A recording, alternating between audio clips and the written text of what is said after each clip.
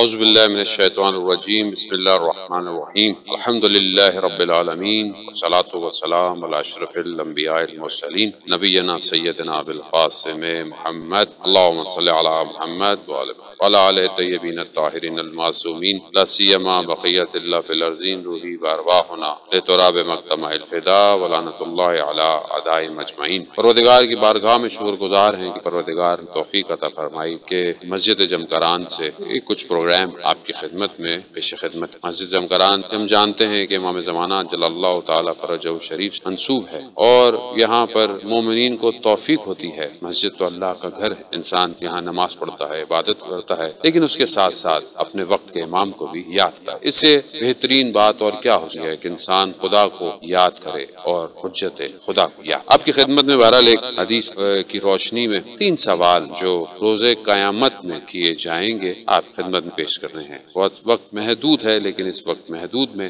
خدا میں توفیق عطا فرمائے کہ ہم کچھ حاصل کر سکیں۔ 3 سوال جو کہ روز محشر پوچھے جائیں گے، اس میں سے پہلا یہ ہوگا کہ تم نے جو بھی کام کیا وہ کس کے، یعنی جو بھی کام انجام دیا تم نے، یہ کام لمن یعنی کس کے لیے۔ دوسرا سوال پوچھا جائے گا کہ تم نے یہ کام کیوں انجام دیا، اور تیسرا سوال یہ پوچھا جائے گا تم سے کہ یہ تم نے کام کیسے۔ جی عزیزان محترم، اب اپنی زندگی میں جو بھی کام کرتے ہیں یقیناً اس کے پیچھے یہ عوامل، یہ فیکٹر موجود ہوتے ہیں۔ روز قیامت سوال کیا جائے گا تم نے نماز پڑھی، کس کے لیے پڑھی؟ یقیناً ہمارا جواب یہی ہوگا کہ پروردگار نماز تو ہم نے تیرے لیے پڑھی اور کسی اور کے لیے نہیں پڑھی۔ یہی ہو سکتا ہے کہ جب ہم اپنی زندگیوں میں اگر ظاہراً کام دکھانے کے لیے اچھا ہو، لیکن وہ کام اگر خدا کی بارگاہ کے لیے نہ ہو تو وہ کچھ اور بن سکتا ہے۔ یعنی تاریخ شاہد ہے ایسے بہت سارے واقعات کے جہاں پر لوگوں نے کام کیے، ظاہراً کام نیک تھے لیکن کام خدا کے لیے نہیں تھے بلکہ اپنے مقاصد کے لیے تھے۔ اسی لیے کہیں مسجد کعبہ بنتی ہے تو کہیں مسجد ضرار بنتی، کیونکہ وہ خدا کے لیے نہیں۔ عزیزان محترم، اسی لیے ہم سے سوال پوچھے تم نے روزہ رکھا، کس کے لیے رکھا؟ لوگوں کو دکھانے کے لیے رکھا۔ جیسے آج کل کے زمانے کے اندر لوگ بہت زیادہ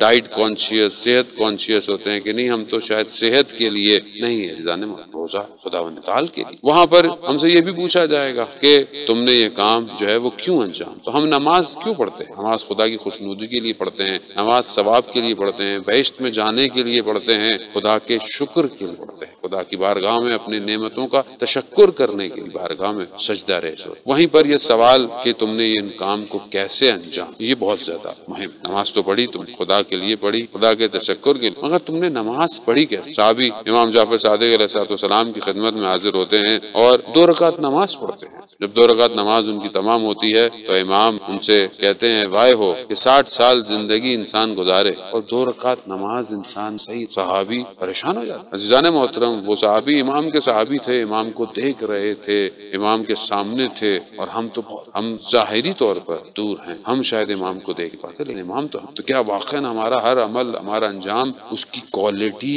واقعاً بہتر ہے کہ نہیں ہے؟ اسلام ہمیشہ کوانٹٹی پر نہیں کوالٹی پر دھیان دیتا ہے۔ بعض اوقات لوگ کوانٹٹی کے چکر میں کوالٹی کو کھو بیٹھتے ہیں۔ ہر جگہ تاریخ انسانیت میں جہاں بھی انسانیت کو، اور خاص طور پہ اسلام میں جہاں بہترین لوگوں نے اسلام کے لیے کام انجام دیا، وہاں پر کوانٹٹی نہیں تھی کوالٹی، جیسے کہ کربلا کے اندر امام جعفر صادق علیہ السلام نے پھر 2 رکعت نماز پڑھی۔ صحابی کہتے ہیں کہ میں نے دیکھا کس طرح امام جو ہے وہ نماز کے اندر اپنے بدن کو رکھتے ہیں، اپنے ہاتھوں کو رکھتے ہیں، کیسے رکوع کرتے ہیں، کیسے سجدے کرتے ہیں، میں نے اس طرح۔ روز قیامت میں یہ ہم سے پوچھا کہ تم نے جو بھی انجام دیا وہ کام کیسے ہے؟ یہ چھوٹی چھوٹی سی چیزیں ہم اپنی زندگی میں انجام دیتے ہیں عزیزان محترم۔ بعض اوقات ہمیں شاید یہاں پر احساس نہیں ہوتا، لیکن یہ آخرت میں ہر چیز کھلی ہوئی ہوگی، ہمارے لیے اوپن ہوگی، اور وہاں پر ہماری ایک ایک چیز ہمیں دکھائی جائے گی، چاہے ہمارا عمل چھوٹا ہو چاہے ہمارا عمل بڑا۔ خدا قرآن میں بھی کہتا ہے کہ میں جو ہے مسکال کے ذرے کے برابر بھی تمہارا عمل ہوگا، چاہے عمل خیر ہو چاہے عمل شر ہو، خدا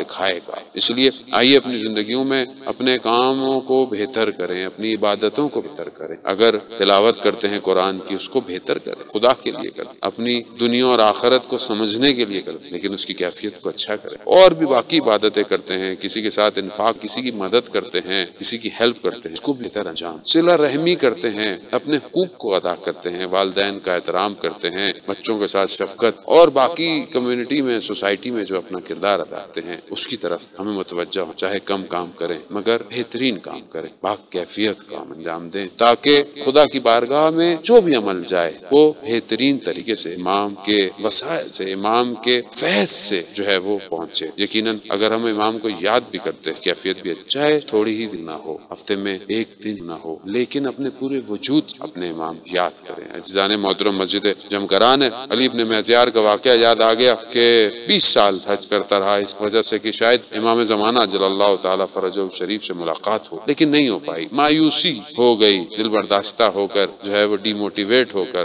نہیں جاگا۔ پھر بہرحال پیغام پہنچایا گیا اس سال حج پر آؤ، اور جب حج پر پہنچا تو شخص جو ہے وہ آیا، کہا کہ امام نے بلایا ہے۔ خلاصہ واقعہ آپ سنتے رہتے ہیں، جیسے ہی امام کی خدمت میں پہنچا، امام کے جیسے ہی جس جگہ امام موجود تھے وہاں جیسے ہی اندر داخل ہوا اس خیمے میں، امام نے دیکھتے ہی اسے کہا کہ ہم تمہارے زیارت کے، تمہارے دیدار کے مشتاق۔ علی ابن میزیار جو ہے وہ حیران ہو گیا، کہا مولا میں تو 20 سال آپ کی زیارت کے لیے تڑپتا رہا اور آپ فرما رہے ہیں کہ آپ میری زیارت کے لیے مشتاق۔ کہا ہاں علی ابن میزیار، تمہارا عمل ہمارے اور تمہارے درمیان عزیزان محترم، اپنے عمل کو چھاکتر کرے تاکہ امام خدمت میں پہنچ جائے۔ خداوند متعال کی بارگاہ میں دعا گو ہیں، پروردگار ہمیں واقعاً ہم جو نیک کام کریں خدا کے لیے ہو اور اس کا مقصد بھی ہمیں پتہ ہو، اور ہم اس کی کیفیت کو بھی بہترین طریقے سے انجام دیں تاکہ اس کی بارگاہ میں ہم سرخرو ہو سکیں اور وہ ہمارے ہر عمل کو اپنی بارگاہ میں قبول کر سکے۔ اسی دعا کے ساتھ کہ جلد سے جلد امام زمانہ جل اللہ تعالیٰ فروج شریف کا ظہور ہو اور ہمیں توفیق ہو کہ ہم اپنے کاموں کو امام رقاب میں انجام دیں۔ اپنا خیال رکھیے گا۔ السلام ورحمۃ اللہ وبرکاتہ۔